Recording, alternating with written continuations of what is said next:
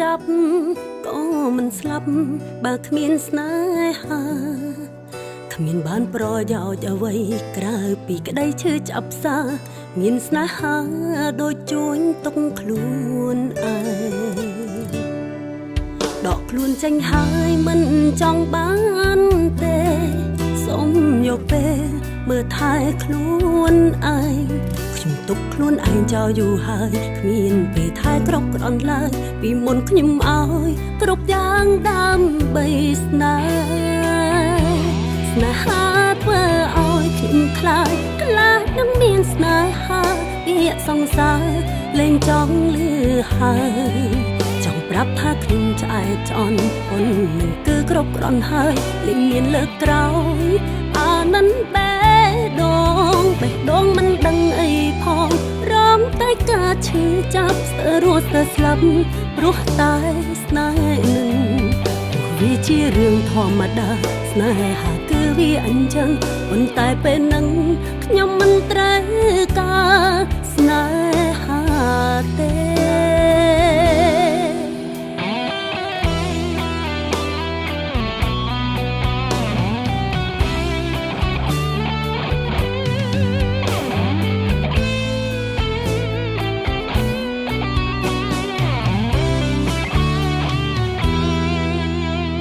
ខ្លួនចេញហើយមិនចង់បានទេ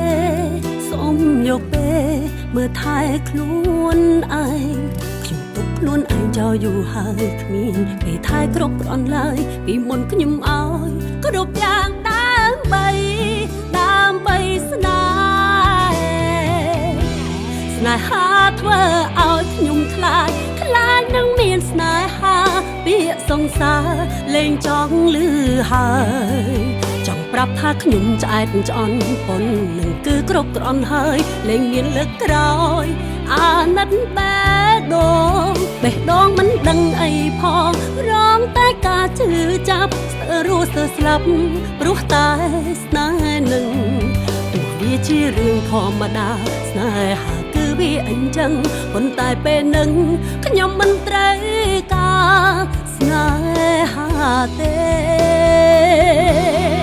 ចង់ទុំពេលឲ្យខ្លួនឯងអាយច្រើនស្រឡាញ់ច្រើនមិនខ្វល់គេទៀតឡើយមានអ្នកស្រឡាញ់យ៉ាងជាងខ្លួនយើងលោកនេះគ្មានស្នេហាពិតឡើយឈប់ធ្វើឲ្យខ្លួនលំបាកទេស្នេហាធ្វើឲ្យខ្ញុំខ្លាចនឹងមានស្នេហាពាក្យសង្សារលែងចង់លឺហើយចង់ប្រាប់ថាខ្ញុំឆ្អែតឆ្អន់ប៉ុននឹងគឺគ្រប់គ្រាន់ហើយលែងមានលើកក្រោយអានឹងបេះដូងមិនដឹងអីផងរងតែការឈឺចាប់ស្ទើររស់ស្ទើរស្លាប់ព្រោះតែស្នេហ៍នឹងទោះវាជារឿងធម្មតាស្នេហាគឺវាអញ្ចឹងប៉ុន្តែពេលនឹងខ្ញុំមិនត្រូវការស្នេ